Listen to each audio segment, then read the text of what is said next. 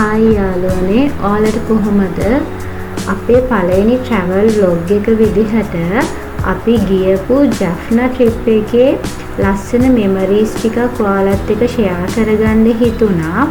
අපි මේ ජැෆ්නා trip එක යන්න පිටත් උනේ උදේ පාන්දර 4:00 ඔයාලට දැන් මේ මැප් එකේ දකින්න ලැබෙන විදිහට ඒ රූට් එකෙන් තමයි අපි ජැෆ්නා වලට යන්න පිටත් උනේ. ඉස්සෙල්ලාම අපි කරපු පළවෙනි දේ තමයි අපි මඩු මෑණියන්ගේ දේවස්ථානෙට තමයි ඉස්සෙල්ලාම යන්න සූදානම් වුනේ. මොකද මඩු මෑණියන්ගේ දේවස්ථානෙට ගිහිල්ලා ආශිර්වාදය අරගෙන යන්නේක ගොඩාක් සුදුසුයි කියලා හිතුන නිසා ජැෆ්නා යනවා නම් කවුරුත් එහෙ නොයා ඉන්නෙත් නැහැනේ. අපි ඉස්සෙල්ලාම අපේ පළවෙනි නරඹන සිද්ධාස්ථානයයි ආශිර්වාදය ලබා ගන්න ස්ථානයයි විදිහට මඩුපල්ලියට යන එක තමයි කළේ. දැන් ඔයාලට මේ පේන්නේ අපි මඩුපල්ලියට යන පාරේ දෙපස තියෙන තත්වය.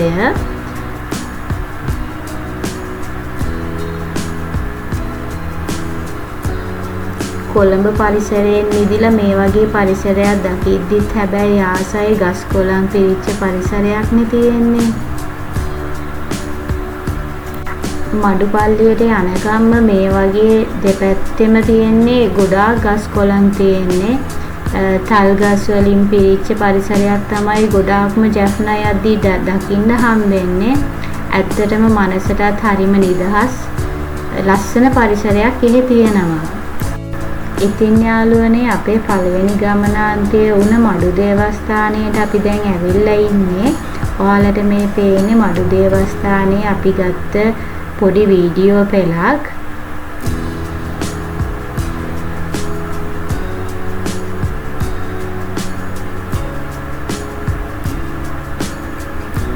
ඒ වෙලාවේ මඩුපල්ලියේ දිව්‍ය පූජා යාගය තිබුණා.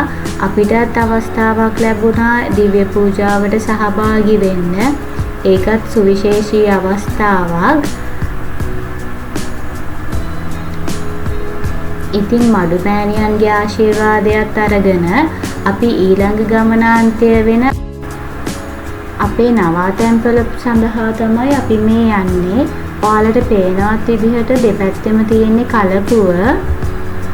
දැන් මේ ඔයාලට පේන්නේ අපි නවාතැන්පල සඳහා තෝරාගත්ත දඹකොළ පටුන රෙස්ට් එක.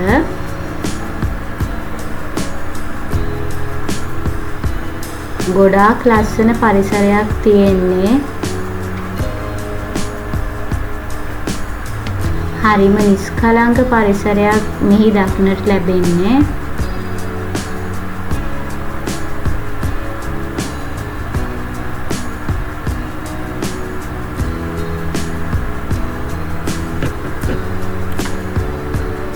ඇත්තටම ඇස් දෙකට ගොඩාක් නිස්කලංක පරිසරයක් තමයි මෙහි තියෙන්නේ.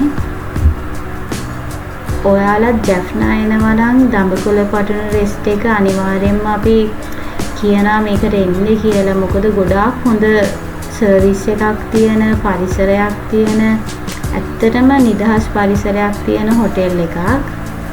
දැන් ඔයාලට මේ පේන්නේ රිසෙප්ෂන් එකෙන් ඇතුළට ආවට පස්සේ දඹකොළ පටුන රෙස්ට් එකේ වීව් එක, ඉන්ඩෝ වීව් එක.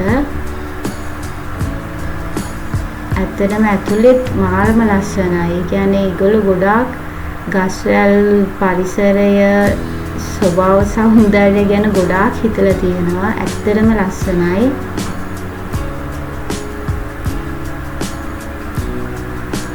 වෙනස්ම පරිසරයක් තමයි මෙහි තියෙන්නේ. ඊළඟ දවසේ උදෙන්ම අපි වීඩියෝ එකක් ගන්න එළියට ආවා. එතකොට තමයි මේ වීව් එක අපිට දකින්න හම්බුනේ. ඇත්තටම ගොඩාක් කාම් පරිසරයක් තමයි තියෙන්නේ. මේ තියෙන්නේ අපිට හොටෙල් එකෙන් පිටිපස්සේ. ඒ කියන්නේ කලපුව තමයි එයාලගේ පේන්න තියෙන්නේ මේ සයිඩ් එකේම. මේ එහෙට යන ගමන් අපි පොඩි වීඩියෝ එකක් ගත්තා. තනිකරම ගස්වැල් වලින් පිරුණු ලස්සන පරිසරයක් තියෙන රිසෝට් එකක් තමයි මේක.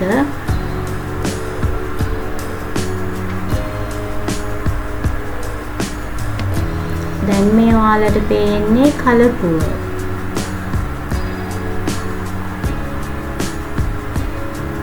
ඇත්තට මාරම ලස්සනයි. මේ අපි උදෙන්ම තමයි මේ වීඩියෝ එක ගත්තේ.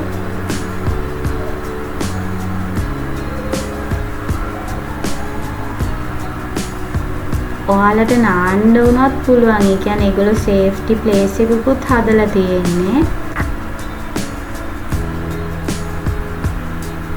දැන් ඔයාලට පේන්නේ අපි බුක් කරපු රූම් එකේ වීව් එක. ඩබල් බෙඩ් 3ක් තිබුණා.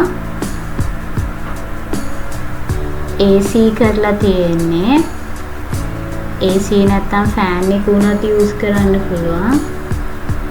ඇත්තටම ගොඩාක් හොඳ රූම් එකක් තිබ්බේ. දඹකොළපටුන රෙස්ට් එකේ එහා පැත්තෙම තමයි සංඝමිත්තා විහාරය තියෙන්නේ.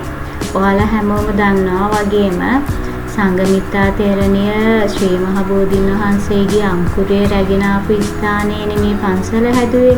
ඒ පන්සල තියෙන්නේ දඹකොළපටුන රෙස්ට් එකේ එහා පැත්තෙමයි. ඒකට යන්නත් පුළුවන් ඔයාලට. මේ පේන පින්තූර අපි ඒ පන්සලට ගිහිල්ලා ගත්ත පින්තූර ටිකක් තියෙන්නේ.